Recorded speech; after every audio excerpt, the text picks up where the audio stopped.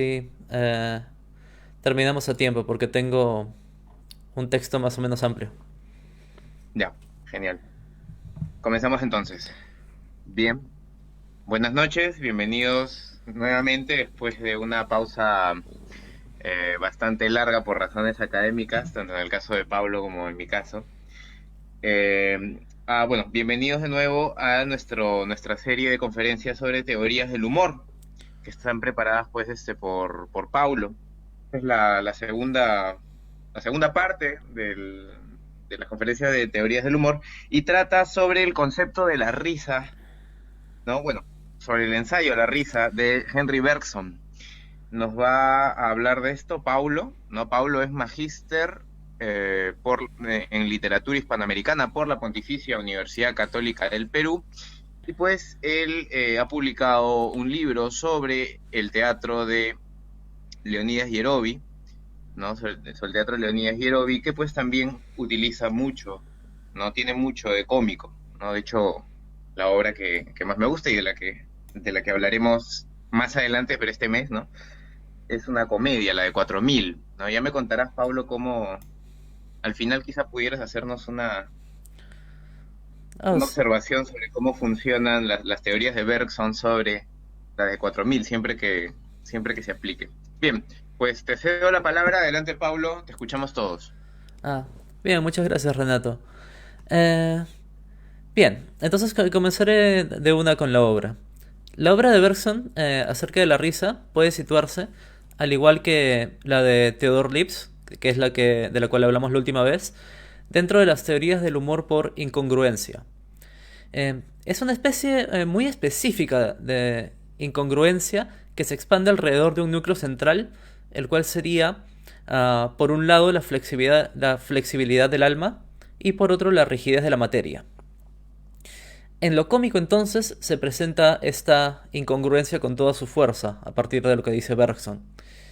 Hoy voy a hablar específicamente acerca del primer ensayo de su obra, titulada La risa, publicada en 1900. El nombre de este ensayo es De lo cómico en general, lo cómico en las formas y lo cómico en los movimientos. Fuerza expansiva de lo cómico. Esos son los temas específicos de la obra. Cómico en general, cómico en las formas y lo cómico en los movimientos.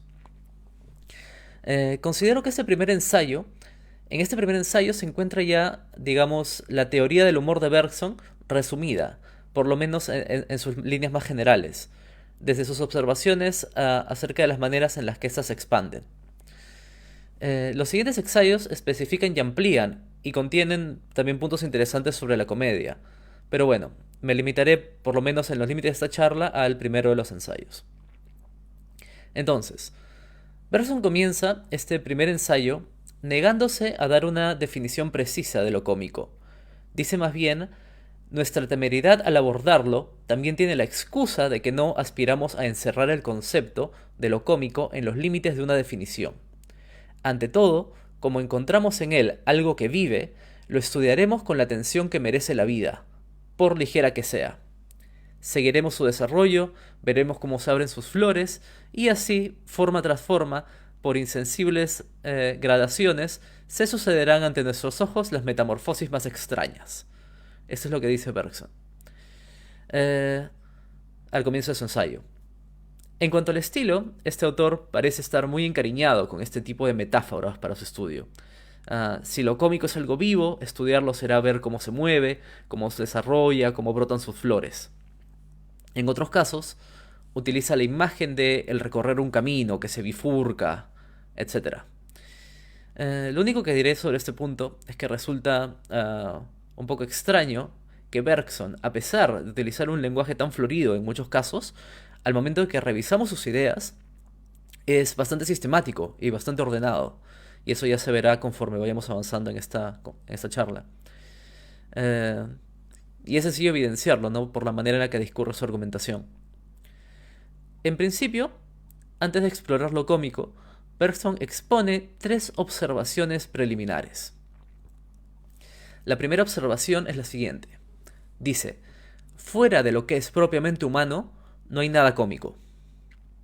El paisaje podrá ser bello, sublime, insignificante o feo, pero nunca ridículo. Si reímos de la vista de un animal, será por haber sorprendido en él una actitud o una expresión humana. Bien, esto es lo que dice Bergson. La primera observación, ¿no? Todo fuera de lo propiamente humano no hay nada cómico. Incluso plantea que no solo puede definirse al hombre como un animal que ríe, como se ha hecho antes, sino también como un animal que hace reír, ya que si algún otro animal o cosa inanimada produce la risa, es siempre por su semejanza con el hombre, por la marca impresa por el hombre o por el uso hecho por el hombre. Entonces, vemos por ejemplo un sombrero extraño, que tenga encima un pájaro disecado o un buzón de correo o lo que sea. Esto no nos hará reír por el objeto mismo, sino que nos reímos de la imaginación y de las manos que lo crearon, y también de imaginarnos a la persona que lo usará. Por lo tanto, todo lo que hace reír es en cierta manera humano o se relaciona con el hombre. Así entonces queda clara la primera observación, ¿no? Los seres humanos somos tanto sujetos como objetos de lo cómico. La segunda observación es que la risa requiere de una cierta insensibilidad. En palabras de Bergson, dijérase que lo cómico solo puede producirse cuando recae en una superficie espiritual y tranquila. Su medio natural es la indiferencia. No hay mayor enemigo de la risa que la emoción. Bien, ¿qué quiere decir esto? Para empezar, esto no parece significar que para reír necesitamos, en principio, ser genios, ¿no? El hecho de que se dirija a la inteligencia y no a la emoción. No va por ahí la cosa, sino más bien que si ponemos la inteligencia en un extremo y la emoción en otro, cuanto más nos acerquemos al lado de la emoción, menos reiremos. En ese sentido, agrega Bergson que en una sociedad de inteligencias puras, quizás se lloraría, quizás no se lloraría, pero sí se reiría. La risa, más bien, requiere de un espectador indiferente,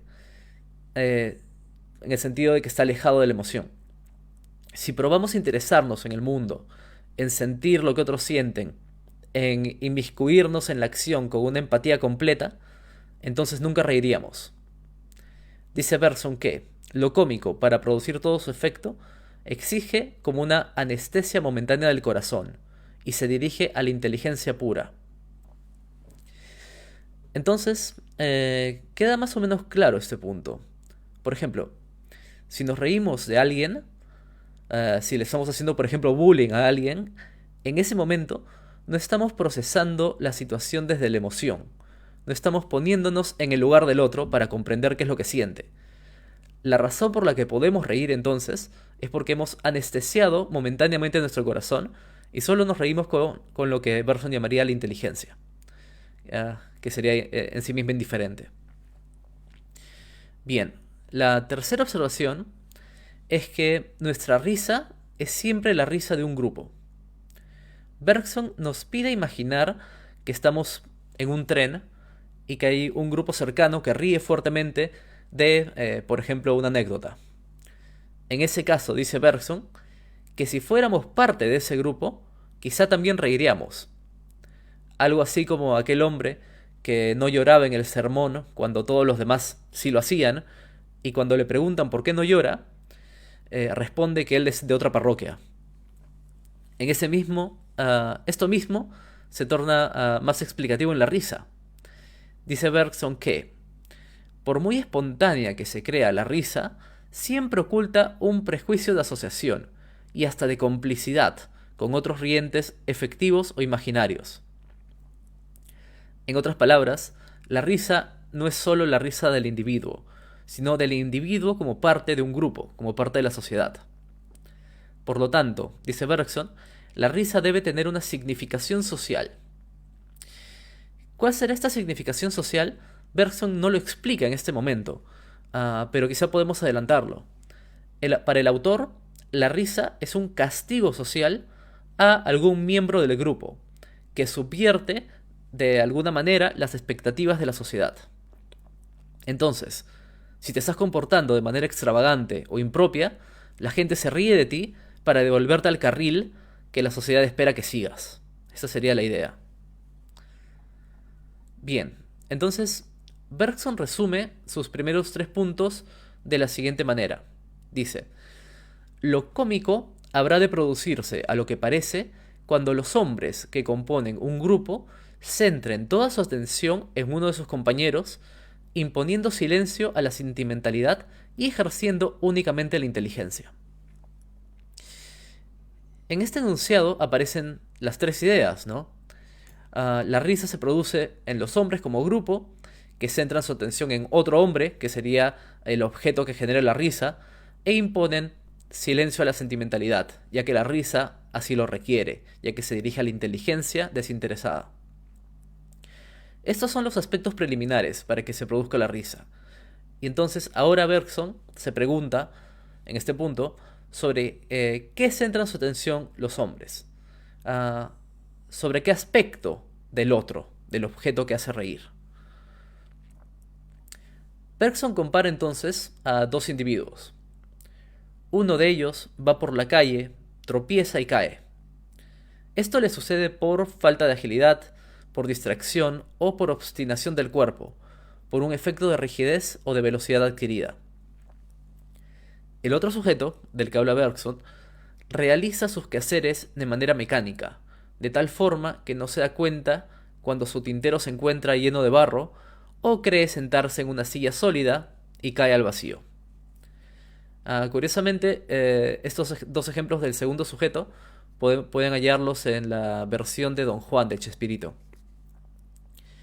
Ambos casos son similares y nos reímos por el mismo motivo, por cierta rigidez mecánica que se observa allí donde hubiéramos querido ver la agilidad despierta y la flexibilidad viva de un ser humano. Esto es lo que dice Bergson. En otras palabras, una de las cosas que esperamos de un ser humano es que preste atención a su entorno, que esté atento a lo que hace y modifique su comportamiento en caso de que varíen las circunstancias. El sujeto que tropieza y cae y el que intenta sentarse en una silla que ya no se encuentra allí, lo que están haciendo es actuar con una rigidez que el observador debe castigar con su risa. Ahora bien, en estos 2 casos, lo que ha determinado el efecto es una circunstancia exterior al individuo. Un bache en la vereda, por ejemplo, o alguien que ha movido la silla de su sitio. Dice Bergson que, cuando sucede de esa forma, lo cómico es, pues, accidental, y queda, por decirlo así, en la superficie del individuo. Para que lo cómico ingrese al individuo, lo que debe suceder es que el obstáculo no se encuentra en el exterior, sino en la mente de la persona. Pensemos, por ejemplo, en un hombre que revive en su mente una situación pasada en el presente. Por ejemplo, un espadachín representa su enfrentamiento con un caballero y comienza a moverse por toda la habitación, volcando mesas, utilizando un palo de escoba para presentar su espada, etc. Ahora, no necesariamente debe ser una circunstancia del pasado, sino también que puede ser una situación imaginaria. El ejemplo perfecto de esto es Don Quijote y los molinos de viento, por ejemplo. En términos de Bergson, podríamos decir que no es que Don Quijote actuase como un autómata, con una rigidez que luego un accidente exterior le haya hecho notar, como el hombre que tropieza y cae, sino que lo que ha hecho Don Quijote es adaptarse perfectamente y con flexibilidad y tomar las acciones necesarias para enfrentar una situación que, por lo que podríamos considerar una rigidez de su psique, es imaginaria. El obstáculo, entonces, se encuentra no en el exterior, sino en la propia mente. En ambas formas, la rigidez de la reacción provocada por la mera distracción, que impide notar o el obstáculo material, o por una distracción proveniente de la imaginación, en donde el obstáculo mismo es esta imaginación, es esta mente. Estos personajes, Bergson los llama los personajes distraídos, y acerca de ellos formula su siguiente ley. Dice: cuando de cierta causa se deriva cierto efecto cómico, este nos parece tanto más cómico cuanto más natural juzgamos la causa que lo determina. Bien, y a esto añade que la mera distracción, como un simple hecho, ya nos mueve a la risa, pero más ridícula nos parecerá esa distracción si la hemos visto nacer y desarrollarse ante nosotros. Por lo tanto, el argumento de Don Quijote, en donde se nos muestra la causa de su locura y comprendemos su pensamiento y su voluntad, será más cómico que un hombre que simplemente tropieza, del cual no conocemos la causa, ¿no? Dice Bergson acerca del Quijote: sus acciones son distracciones, solo que estas distracciones son imputables a una causa conocida y real. No son ya pura y simplemente ausencias, sino que se explican por la presencia del individuo en un ambiente perfectamente definido, aunque imaginario. Bien, lo que plantea Bergson con esta regla es que el efecto cómico se potencia con cierto tipo de información que esclarezca las causas de la rigidez. Imaginemos, por ejemplo, la siguiente escena. Un hombre vestido con una camisa y un saco, pero sin pantalones, camina por la calle arreglándose el cuello de la camisa. Se encuentra con una señora y la saluda cordialmente, como si no sucediera nada notable. La señora sale corriendo, espantada, y el hombre no comprende por qué. Bien, esta escena en sí misma puede llevar a la risa, pero el efecto será más fuerte y más natural si sabemos que este hombre acaba de escapar de la casa de su amante, siendo perseguido por el marido de esta, y en el apuro ha olvidado ponerse los pantalones. En ese sentido, se cumple esta ley de Bergson, por la cual mientras más natural nos parezca la causa de la rigidez, más nos moverá la risa. Ahora bien, en su siguiente punto, Bergson dice que lo que la rigidez de la idea fija es al espíritu, lo son ciertos vicios al carácter, y divide estos vicios en trágicos y cómicos. Cuando los vicios se funden con la persona y se complejizan en lo que él llama un círculo de eternas configuraciones, entonces estos vicios son trágicos. Por otro lado, cuando el vicio parece más bien un molde al que la persona se ajusta, entonces este vicio será cómico. Dice que, en ese caso, no somos nosotros quienes le complicamos, sino él, es decir, el vicio, por el contrario, el que nos reduce. Utilizando la terminología que Bergson construye, podríamos decir que los vicios trágicos se adaptan a nuestra flexibilidad, mientras que los vicios cómicos nos imponen su rigidez. Por ello es que una tragedia como Otelo no podría llamarse El celoso, sino que el vicio de los celos se ha vuelto complejo dentro de la persona, de tal manera que necesitamos del nombre propio. El celoso, más bien, podría ser el título de una comedia, en donde este vicio sea el molde que contiene el personaje. El vicio, visto desde el punto de vista de lo cómico, también es cierta especie de distracción, de no actuar conscientemente y con flexibilidad. Bergson nos pide que pensemos en la diferencia entre un personaje trágico y uno cómico, vistos desde fuera. Si estos dos personajes fueran conscientes de aquello que nos inspiran, puede que el personaje trágico no modificase su conducta en absoluto, ya que lo que hace lo hace a sabiendas. Mientras que el personaje cómico se mostrará más dispuesto a ocultar sus vicios sabiendo la risa que nos inspira. En ese sentido, es en el que la risa es un castigo social, que es una idea que ya habíamos adelantado y que Bergson desarrolla a continuación. En principio, dice Bergson que la vida y la sociedad exigen de cada uno de nosotros una atención constantemente despierta, que sepa distinguir los límites de la situación actual, y también cierta elasticidad del cuerpo y del espíritu que nos capacite para adaptarnos a esta situación. Tensión y elasticidad. He ahí dos fuerzas complementarias que hacen actuar la vida. En otras palabras, la sociedad requiere de nosotros que, por un lado, prestemos atención a lo que hacemos y no nos dejemos llevar por el automatismo de las costumbres. Debemos tener un nivel de tensión en nuestra vida que nos permita actuar simplemente, no actuar simplemente por impulso, sino deliberadamente. Por otra parte, además de esta tensión o atención, debemos mostrar cierto grado de flexibilidad para adaptarnos a los cambios. De cierta manera, la sociedad depende, para su unidad, de una adaptación recíproca constante. Por ello, dice Bergson, toda rigidez del carácter, toda rigidez del espíritu y aún del cuerpo será pues sospechosa para la sociedad, porque puede ser indicio de una actividad que se adormece y de una actividad que se aísla, apartándose del centro común, en torno del cual gravita la sociedad entera. Sin embargo, la sociedad, al no haber recibido una agresión material en este solo hecho, en el hecho de alejarse del centro común, no puede responder con una represión material, sino que se limita a un gesto social, el cual sería la risa. La risa, entonces, es el castigo de la sociedad a la rigidez.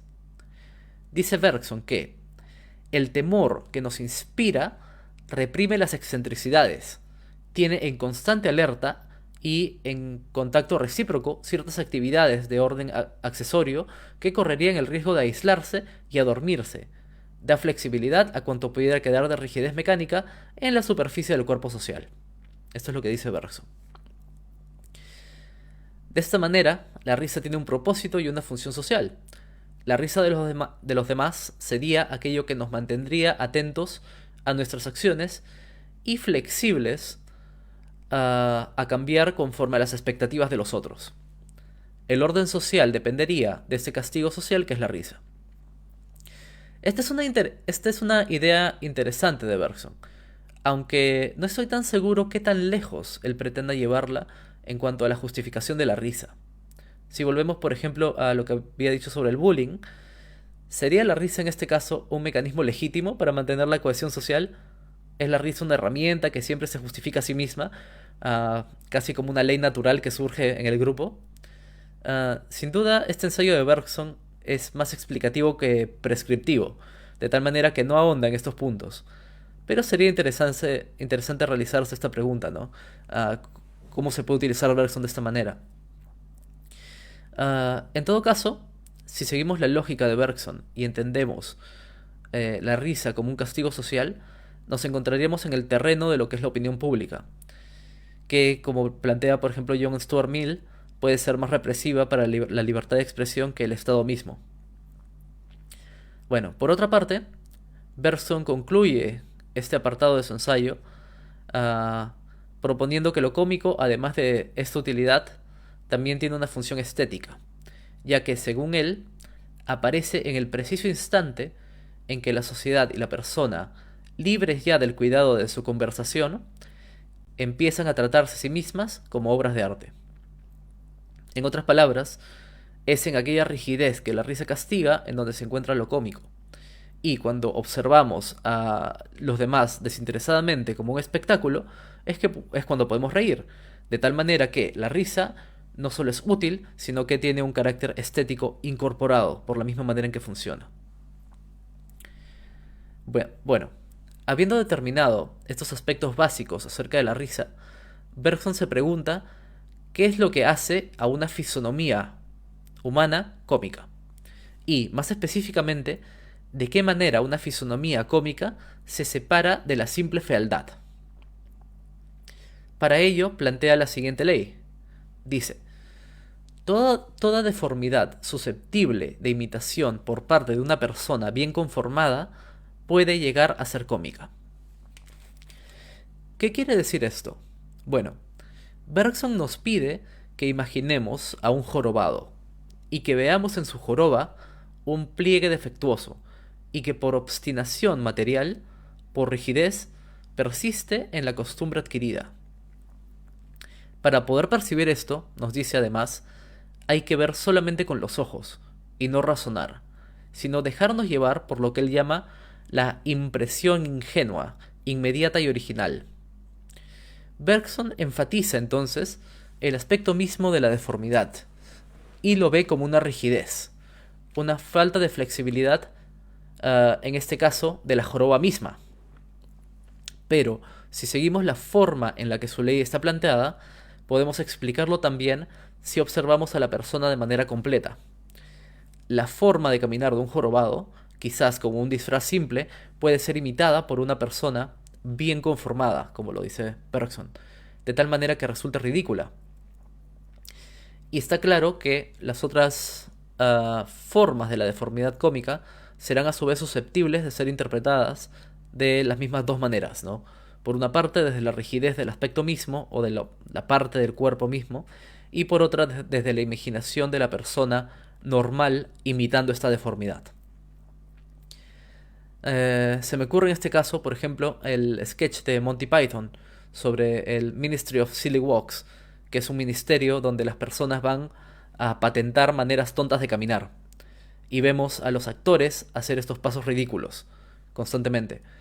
De manera, una manera rara de caminar puede considerarse una deformidad, pero al ser imitada o incluso al poder ser imitada por otras personas con un cuerpo normal, nos llevarían a la risa.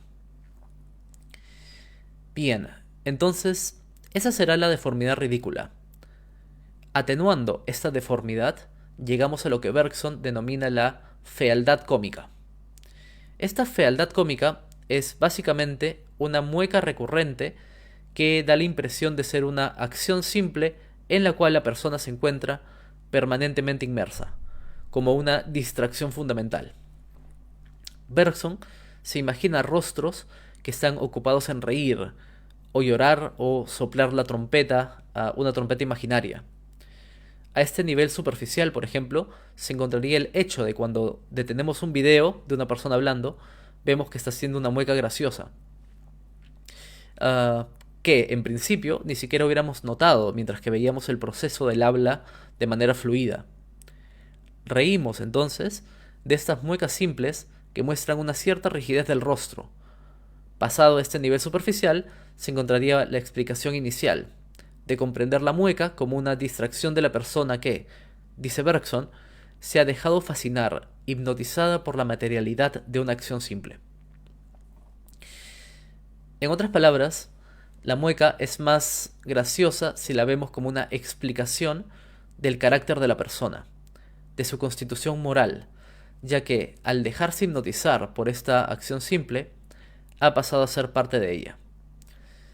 Recordemos, por ejemplo, la película Zoolander. En Zoolander, el protagonista es un modelo que tiene solo una mirada, a la que le pone distintos nombres, y en su vida cotidiana emplea esta mueca claramente practicada para fotos de modelaje. En otras palabras, esta mueca es una muestra del carácter del personaje y eso incrementa el efecto cómico. Bien, esta ley aparece de manera más clara en la caricatura, la cual utiliza su arte para tomar de la naturaleza cierto rasgo que a veces no es tan sencillo de percibir y exagerarlo.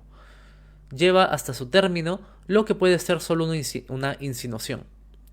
Cualquier rostro, por más bello que sea, nunca se encuentra en equilibrio, sino que siempre es posible hallar una tendencia en él, y esto es lo que el caricaturista toma y exagera. Pero, nuevamente, esta forma resulta cómica si vemos en ella la personalidad del individuo reducida a este rasgo material. Dice Bergson que, allí donde la materia logra condensar interiormente la vida del alma, fijar su movimiento, desterrar en fin la gracia, obtiene enseguida un efecto cómico. Por lo tanto, la fealdad cómica, entre comillas, es más bien rigidez que fealdad, entendiendo esa rigidez en los dos aspectos mencionados, ¿no? La rigidez de la materia que nos hace pensar en una rigidez del alma. Esta correspondencia entonces entre rigidez de la materia y rigidez del alma, entre rigidez del cuerpo y rigidez de la personalidad, es la explicación de la ley que plantea Bergson sobre la fealdad cómica. Ahora bien, habiendo explicado lo cómico de las formas, o por lo menos de las formas del cuerpo, Bergson pasa a lo cómico en los gestos y en los movimientos. Y plantea la siguiente ley. Dice: las actitudes, gestos y movimientos del cuerpo humano son risibles en la exacta medida en que este cuerpo nos hace pensar en un simple mecanismo. Bien, esta idea de que lo cómico es lo mecánico en lo vivo, que el cuerpo humano es cómico en la medida en que nos hace pensar en un mecanismo, se encuentra en el centro de la visión bergsoniana de lo cómico. El primer ejemplo que pone Bergson es el de un político que repite un gesto al hablar. Este gesto puede ser del rostro o puede ser un movimiento de las manos de determinada manera, etc. Un comediante nota este gesto y cuando imita al político lo repite constantemente, de manera que esa visión, ese resaltar el movimiento particular mecánicamente, nos resulta cómico. Ahora, la comicidad no se encuentra en el movimiento mismo, sino en el hecho de su repetición. En la vida podemos hacer movimientos diferentes en cada momento y no necesariamente repetirnos, teóricamente, ¿no? Pero esto no sucede en realidad, sino que todos tenemos manerismos y una vez que el comediante aísla el manerismo y lo pone al descubierto, de alguna forma está haciendo una imitación mecánica de la persona. Este ejemplo inicial de la imitación de un gesto de un político por parte de un comediante es una forma mínima en la que se manifiesta la ley planteada. Recordémosla. La ley dice: las actitudes, gestos y movimientos del cuerpo humano son risibles en la exacta medida en que este cuerpo nos hace pensar en un mecanismo simple. Este principio de lo mecánico calcado sobre lo vivo lo desarrolla Bergson en 3 puntos. El primero. Ese punto está relacionado con una comprensión amplia de una rigidez cualquiera aplicada sobre la movilidad de la vida. Bergson comienza hablando de la moda. Toda moda es en sí ridícula en algún aspecto, si no fuera por el hecho de que nos hemos acostumbrado a verla hasta tal punto que consideramos la indumentaria como parte del cuerpo. Y cualquier persona que lleva una vestimenta diferente a la acostumbrada, asumimos que se ha disfrazado. Racionalmente, esto es absurdo. Sin embargo, para Bergson, existe una lógica racional y una lógica de la imaginación. Y esta diferencia es fundamental para comprender lo cómico. Lo cómico no se basa en una lógica racional, sino en esta lógica de la imaginación de la cual habla Bergson.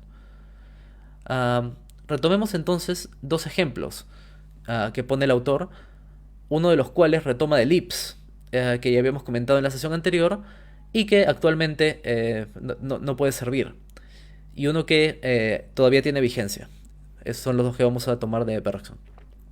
El primero es el ejemplo de por qué un negro puede hacer reír a los alemanes, en el caso de Lipps, y a los franceses, en el caso de Bergson, de principios del siglo pasado. Dirá Bergson que la explicación puede ser la siguiente. Teniendo en cuenta que estas personas,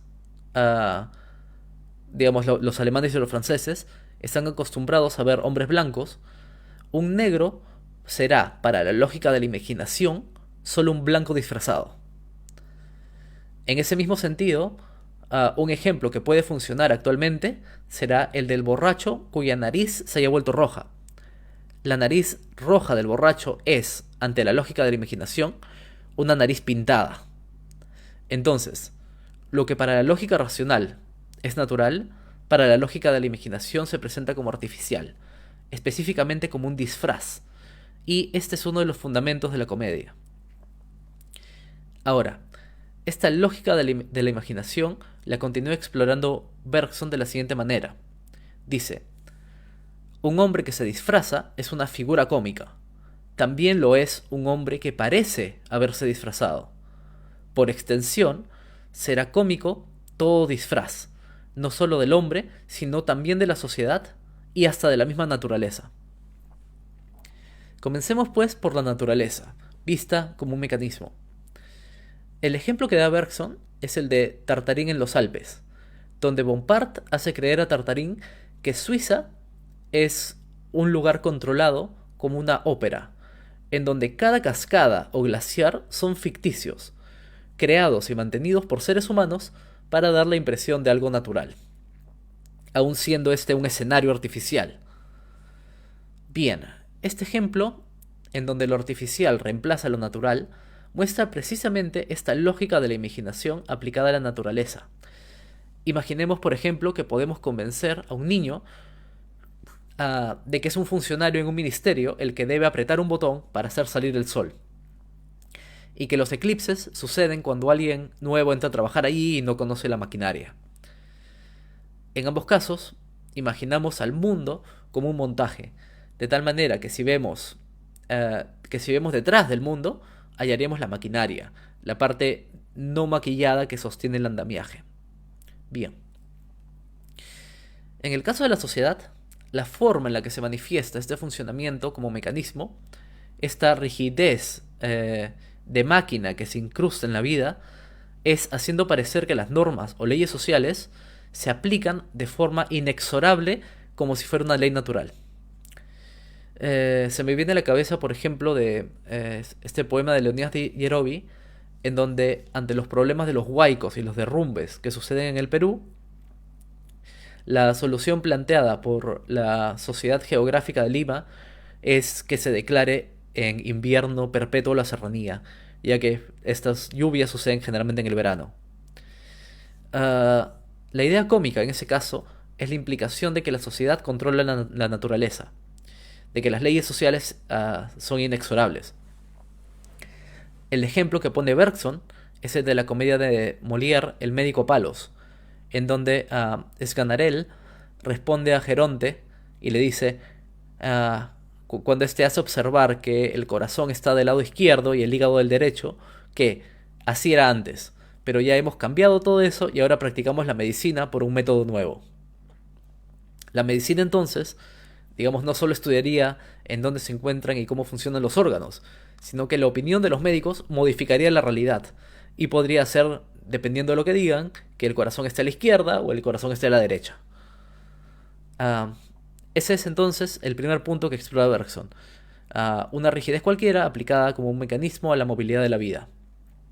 Acá existe una lógica de la imaginación que nos hace pensar que toda desviación de lo que esperamos en la forma humana es un disfraz que nos hace imaginar la naturaleza como algo artificial y la sociedad como una máquina que se incrusta en la vida y pretende modificar la naturaleza. Bien, el segundo punto,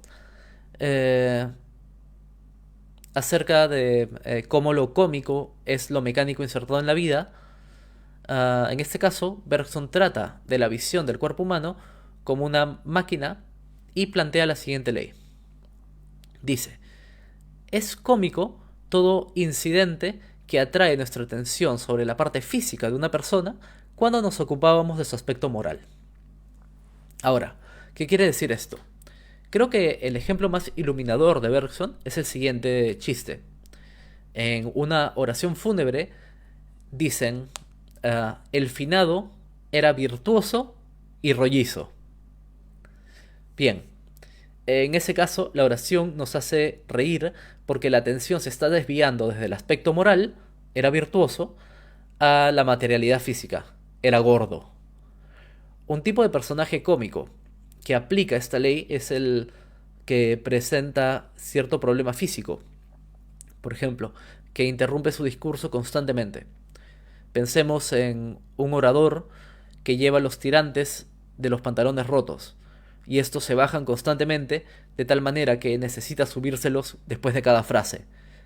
La grandilocuencia de su performance se volverá ridícula, ya que la atención de los espectadores se moverá entre sus palabras y los movimientos con los que intenta, digamos, salvar su dignidad, levantándose los pantalones. Ahora bien, de esta fórmula del cuerpo adelantándose al alma, Bergson pasa a una más general de la forma que predomina sobre el fondo. O, dice, la letra buscando litigio al espíritu. Bergson plantea que muchas comedias buscan precisamente este efecto con la manera en la que representan las profesiones. Dice que hacen hablar al abogado, al juez y al médico como si nada significasen ni la salud ni la justicia, como si fuese esencial que existiesen médicos y jueces y abogados y se respetaran escrupulosamente las formas exteriores de su profesión. De este modo, la forma va suplantando al fin, al fondo, y ya no es la profesión la que está hecha para el público, sino este para la profesión. Eso es lo que dice Bergson. Bien, imaginemos una comedia en la cual un médico inventa una pastilla que nos hace curar todos los males, para siempre. Si tomamos esta pastilla, nunca más nos vamos a enfermar. El resto de los médicos intentan impedir que se conozca para no quedarse sin trabajo. Al final llegan a un acuerdo en el cual todos tomarán la pastilla, pero cada persona deberá fingirse enferma una vez al año y performar todos los aspectos de ir al doctor, de hacerse análisis, etcétera, para mantener la profesión médica y sus formas. Esta sería, digamos, una situación cómica, ya que la forma predomina sobre el fondo. Los enfermos son los que existen para los doctores y no al contrario. Entonces, tenemos que las deficiencias del cuerpo o cualquier aspecto que nos haga centrar nuestra atención en la materialidad del cuerpo, cuando lo que debería importarnos es su aspecto moral, será por necesidad cómico. Por otra parte, la preeminencia de la forma sobre el fondo en las profesiones es cómica por el mismo motivo. Para la comedia normalmente no actúa solamente siguiendo a... pero la comedia normalmente no actúa solamente siguiendo una ley a la vez, sino que se encuentran amalgamadas en un todo organizado, ¿no? Por ello, generalmente sucede que una comedia, en palabras de Bergson, duplicará el ridículo profesional con algún ridículo físico, de lo cual ya habíamos hablado. Bien, esto generalmente se muestra con el ritmo de la palabra, por ejemplo con un tartamudeo. Bergson no se explaya mucho en este aspecto, pero puedo, por ejemplo, poner el ejemplo de este personaje de Chespirito, del Dr. Chapatín, cuyas características centrales son que es extremadamente viejo, irascible y además lleva una bolsa de papel como anquilosada en la mano. Entonces se utilizan aspectos físicos para redoblar el ridículo profesional. Sobre todo en los sketches donde el Dr. Chapatín hace de doctor, ¿no? Pasemos entonces al tercer punto que explica Henry Bergson. En este caso, la ley que formula es la siguiente. Nos reímos siempre que una persona nos da la impresión de una cosa. Mencionemos, en este caso, dos ejemplos. La ley es, nos reímos siempre que una persona nos da la impresión de una cosa. El primero es el de un espectáculo de clowns, que caen, rebotan, se chocan de nuevo, caen, rebotan, etc. En movimientos rítmicos. El balanceo y el automatismo de estos movimientos lleva a la mente a imaginar que aquellas personas son más bien pelotas de caucho, ya que caen, rebotan, etc. en una cuestión rítmica. Los humanos se han convertido en cosas, de tal manera que ocasionan la risa. Ese sería un ejemplo de la ley aplicada a la comedia física. Un ejemplo de un comentario cómico lo toma Bergson de la novela de Edmund About, que contiene lo siguiente. Dice: el señor prefecto, que siempre ha tenido para vosotros igual benevolencia, aunque lo hayan cambiado varias veces desde 1846. Bien, en este caso, la manera en que se está transformando al ser humano en una cosa es haciendo que el título cumpla una función con independencia del funcionario. Podemos entonces imaginarnos distintas bromas o comedias basadas en este principio. Por ejemplo, una lucha por la corona, en la que cada vez que alguien toma la corona y se la pone, el pueblo lo sigue como si nadie la hubiera tenido un minuto antes. Pero cuando se la pone otro, sucede lo mismo. Ahí hay una fórmula ritual, ¿no? Un seguir al rey mecánico que nos hace pensar en una respuesta automática, en los humanos convertidos en mecanismos. Bien. Entonces, esta fue la exposición del primer ensayo de la risa de Henry Bergson. Brevemente resumiré lo revisado. En primer lugar, Bergson realiza 3 observaciones acerca de lo cómico. Comienza diciendo que lo cómico es lo netamente humano, de tal manera que no solo el ser humano es el único animal que ríe, sino también el único animal del cual alguien se ríe. De esta manera, si algo nos lleva a la risa es porque lo relacionamos con un ser humano. Un animal no será risible, sino es que Si es que encontramos, solo será risible si encontramos en él una actitud humana, un sombrero ridículo porque comprendemos la imaginación del humano que lo hizo, etc. Su segunda observación es que la risa requiere una anestesia del corazón, ya que su peor enemigo es la emoción.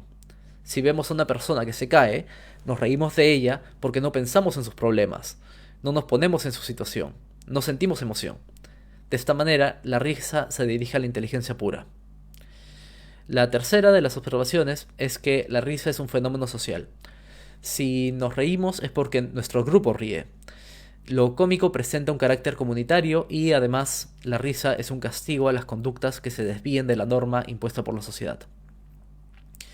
Luego, revisamos cómo lo cómico para Bergson es cierto tipo de rigidez, y así una rigidez manifestada por un obstáculo exterior, como en la persona que tropieza, o por un obstáculo interior o imaginario, como en el caso de Don Quijote.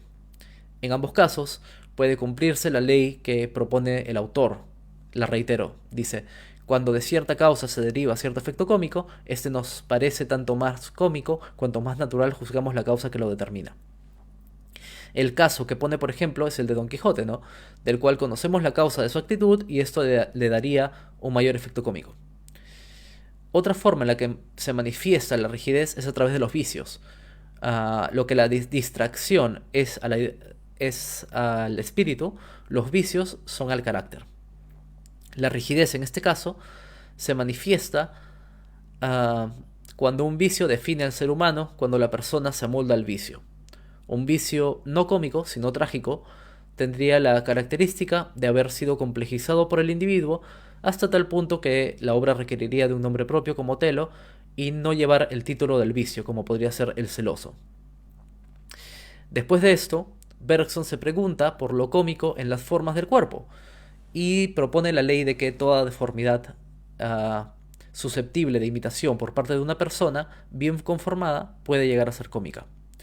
La fealdad cómica no será tanto fealdad entonces como una rigidez del cuerpo que parece haberse atrofiado y causa la risa porque, desde la lógica de la imaginación, representa el carácter moral de la persona.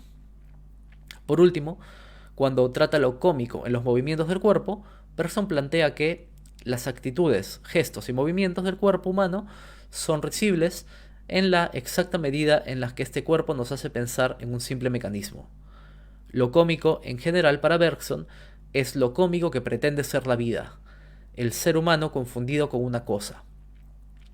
Por este motivo es que al inicio de la charla mencioné que la obra de Bergson puede inscribirse dentro de lo cómico por incongruencia, desde el punto de vista específico de que los términos incongruentes son, por un lado, la rigidez del cuerpo contra la flexibilidad de la vida, el autómata contra el ser humano, la forma o el formalismo contra el fondo, o simplemente la materia contra el espíritu.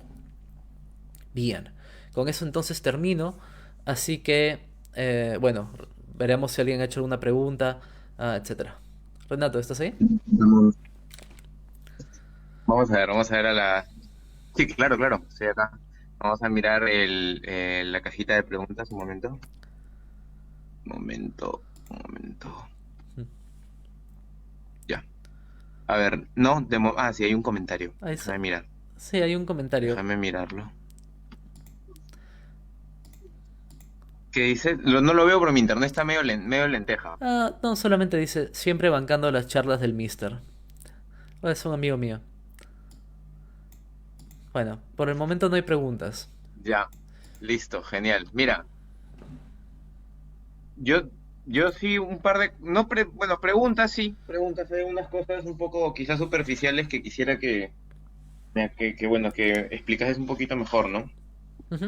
Entonces, entiendo que la risa solamente la risa es humana en tanto que solo los humanos nos podemos reír y nos podemos reír a partir de una noción de lo que es humano, ¿no? Pero al mismo tiempo, por ejemplo, en esto que tú mencionas como el mecanismo, ¿no? O la impresión que da el hombre de ser otra cosa, ¿verdad? Ahí ya el origen de la risa sería, pues, no propiamente humano, ¿no? Sino esa relación a caballo entre de la cosificación del hombre, ¿cierto? Claro, eso es muy interesante, ¿no? Porque, ¿Pablo? sí, Uy, mi ¿me internet creo escuchas? que está malo. Sí, pero te escuché bien. Ah, Sí, sí, es muy interesante, ¿no? Porque lo que es... Sí, te escucho. Lo que pasa es que mi internet está tan mal que te escucho. Bueno, pero sí escuché tu pregunta, así que voy a responderla. No sé si tu internet va a mejorar. Mi internet está tan malo que te escucho. Ya, dale, Entonces, dale, dale. Dale. ah, sí, tienes razón en lo que preguntas, ¿no? Porque es... básicamente, si queremos resumir la obra de Bergson, tiene que ver con eso, ¿no? Con la ah, relación entre el ser humano y la máquina, el ser humano y la cosa. Pero básicamente su primer planteamiento es que solamente nos reímos del ser humano como objeto. Entonces, si nos reímos de alguien o de alguna cuestión que nos hace recordar a un ser humano, nos parece un ser humano. Y ahora, ¿de qué nos reímos? Nos reímos de la rigidez. Pero la rigidez del acoso, la rigidez del mecanismo, es también en cierta medida humana. Es en realidad la diferencia entre la materia y el espíritu, ¿no? Bergson ve a los seres humanos prácticamente como esta diferencia de alma y cuerpo, en la cual el alma sería la inteligencia pura, ¿no? El ser humano que es capaz de controlar sus movimientos y que está atento uh, y que trata de controlar este cuerpo, que sería, digamos, el caballo que tiene que domar. Pero una vez que uno se deja domar por el caballo, los demás tendrían que reírse de uno para volverlo al camino.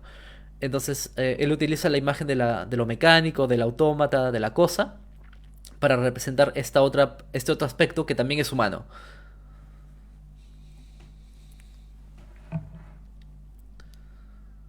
¿Renato? Muy bien. Me ha gustado esa. Sí, sí, como te digo, mi internet está malo, pero igual te hago la pregunta. Me ha gustado esa metáfora, bueno, yo lo he entendido así que utilizas tú de lo cómico como correctivo, ¿no? Como manera que tiene, como manera que tiene la sociedad de corregir a un individuo. Al respecto,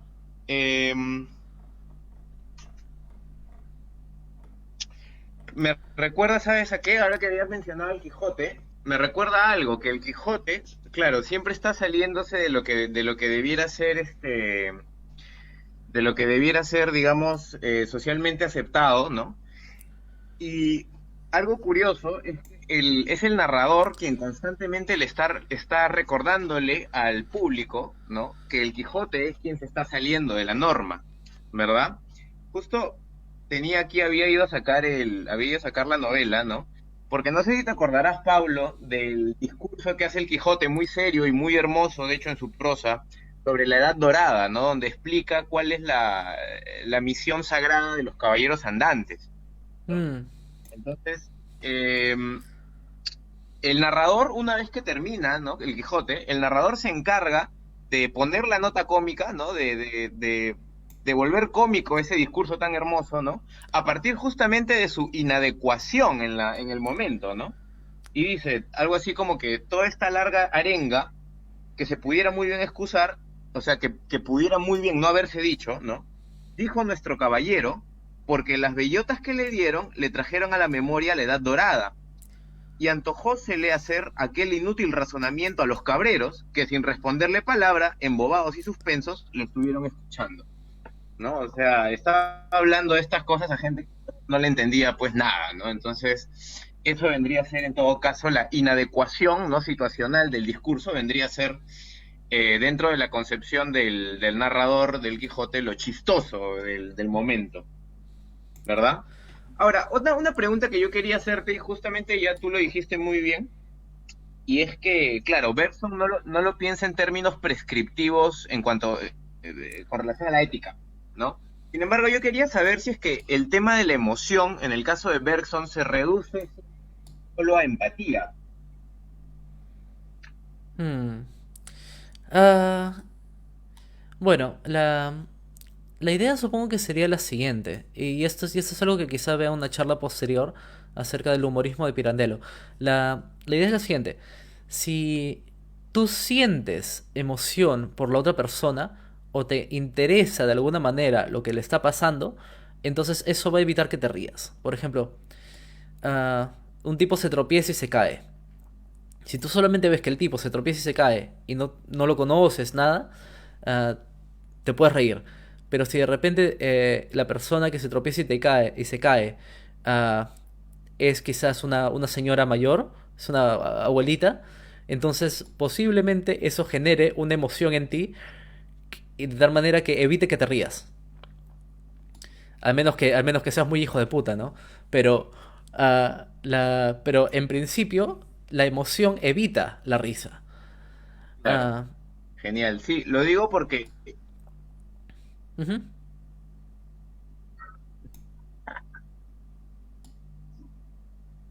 claro. No, yo lo digo y quizá me voy un poquito por la tangente. Por ejemplo, cuando alguien te cae mal, ¿no? Y le pasa algo mal, uno, la reacción mecánica es reírse, ¿no? Incluso cuando le ocurre una desgracia a alguien que no te agrada. Un poco que hay eso, ¿no? Un poco que, claro, y es una emoción, de todos modos, la antipatía, ¿no? mm. En todo caso, lo que diría Bergson ahí sería que no es que no es que lo que está pasando es que la persona no te importa. Entonces, no es que te rías con más gusto porque te cae mal, sino que te ríes más libremente porque no sientes ninguna especie de emoción en el sentido de empatía, de piedad, etcétera. Básicamente, cuando dice que lo cómico se dirige a la inteligencia pura, Claro. significa que se redirige a lo desinteresado, a la inteligencia desinteresada. Entonces, te ríes con más gusto de la persona que no te cae bien porque no Claro, tienes ninguna especie de interés en absoluto. Entonces, eres completamente libre de darte la risa.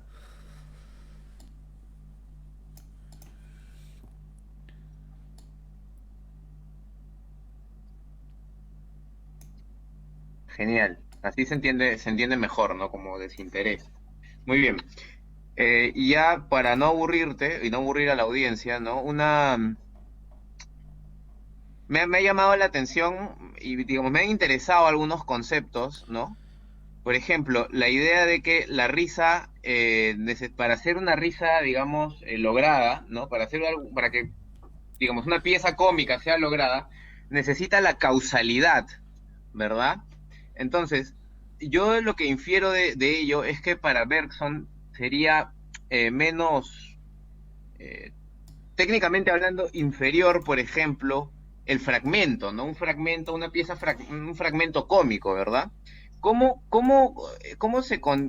¿Qué diría Bergson, ¿no? Frente a la comedia de lo absurdo, por ejemplo, Cha-Cha-Cha, ¿no? Me hace pensar en algunos de sus sketches, de sus piezas breves, ¿no? En las que simplemente ocurre algo que es inusual y ya, no se sabe por qué, ¿cierto? Ujú. ¿Qué pensaría Bergson de ese tipo de comedia? Bueno, dependería mucho del sketch en particular, ¿no? Porque si bien son sketches cortos, en muchos casos parecería que se nos da suficiente información en el planteamiento del sketch para saber de dónde viene de dónde viene la personalidad o la acción. Por ejemplo, me acuerdo de este sketch en donde va un obrero a solicitarle al patrón un día libre para hacer algo. Y el patrón comienza a decir, pero tú me quieres matar, y comienza, me tiro por la ventana, etcétera, etcétera. Y Claro, comienza a hacer toda una fiesta para no darle un día libre. Bueno, el señor Ojete. el señor Ojete, ahí está, ese. Entonces, ahí tendrías pues El ah, señor Ojete. en términos de Bresson, supongo que podríamos interpretar el vicio de la avaricia en este señor Ojete como algo más, como algo que lo reduce, digamos, a toda su personalidad. Toda la personalidad moral del señor Ojete es ser un garque, es, digamos, explotar a los trabajadores y tiene esas reacciones por encima de lo normal, ¿no? Ese vicio, el vicio de la avaricia sería el que lo está reduciendo Claro, y lo hace ciertamente, lo hace ridículo por su rigidez, ¿no? Y por cómo está actuando de una manera, digamos, tan grandilocuente por una cuestión tan pequeña. Ah, tenemos una pregunta de Sebastián. Sí, y de hecho, ahora que mencionas ese sketch en particular, digamos, parte, parte de la introducción es que la secretaria lo llama al inicio, ¿no? O sea, tú sabes que es un ojete porque le dice, señor ojete, ¿no? Tiene una llamada de su madre, ¿no? Y una cosa así. Y siempre está diciéndole señor ojete, ¿no? Con que, claro, se repite a cada rato la característica, ¿no? Que ya explicaría la causalidad de su comportamiento, ¿no? Claro, eso sería Bien. quizás el redoblar. Por último, no, esta sí ya es la última. Sí, esta sería la última. Esto de los vicios, ¿no? Me ha parecido muy interesante la diferencia que haces entre los vicios trágicos, bueno, que hace Berson, entre los vicios trágicos y los vicios cómicos, ¿no? Ahora, esto de que los vicios cómicos reducen al personaje, ¿no? Puede ser la explicación, Pablo, de que desde la comedia griega, ¿no? En adelante exista el género cómico, sea un género de personajes tipo, o sea, de personajes estereotipados, ¿no? Que van así, que van un poco pasando, ¿no? De época en época. ¿Te parece que esa puede ser la explicación?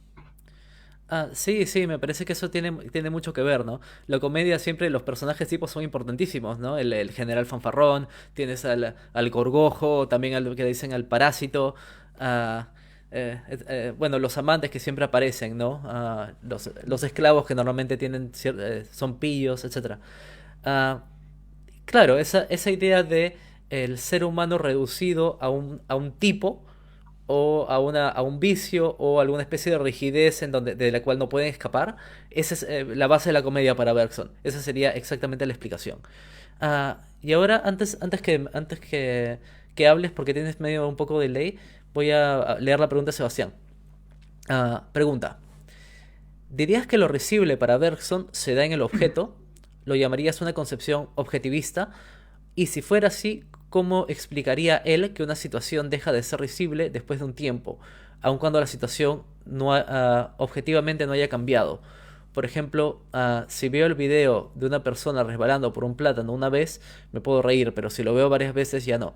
Ah, la idea de la repetición en Bergson normalmente la plantea la repetición como efecto de la comedia o de una obra literaria. Entonces la repetición normalmente en la obra literaria funciona y es aún más graciosa porque se utiliza de distintas maneras. Por ejemplo, imagínate la persona que se resbala con un plátano todo el tiempo en una comedia. Entonces de repente la comedia sigue pasando y es recurrente que esa persona en algún momento de la comedia se va a resbalar con un plátano. Ah, por ejemplo, están hablando, sí, bueno, yo voy a tomar eso. Y agarra y se resbala con un plátano que alguien ha dejado ahí por alguna razón. Y eso se repite. Es como que Kenny siempre muere en South Park, ¿no? O en Modern Family tienen el escalón de la escalera que está roto todo el tiempo y siempre se están tropezando con el maldito escalón. Toda la primera temporada, etcétera. Entonces la repetición en ese sentido funcionaría para incrementar la risa. En el caso de que si ves el mismo video de 6 segundos de una persona que se cae con un plátano, eventualmente deje de ser gracioso. Ah, realmente no tengo una respuesta a partir de Bergson. Bergson no habla sobre el tema de la repetición. Ah, no sabría responderte. Si encuentro algo así, quizá te pueda responder más adelante. Pero ¿por qué el mismo video perdería su gracia? Ah, no, realmente creo que no podría responderte con el material que da Bergson para ello. La idea de repetición y de poder rever algo y el placer que esto tiene desde la narratología, normalmente ah, hay bastantes estudios, pero me parece que Bergson no habla sobre la comedia en ese punto. Bien.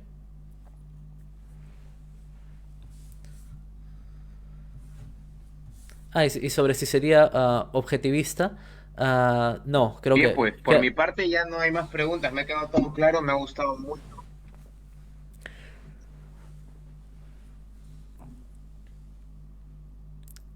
No, Sí, continúa, por Renata. mi parte ya no habría, eso sería todo. No sé si tienes más comentarios. Como te digo, Pablo, mi internet está, pero Sí, Esta queda más pena que hay como 10 el menú segundos de político de delay. este país. Bueno, en fin,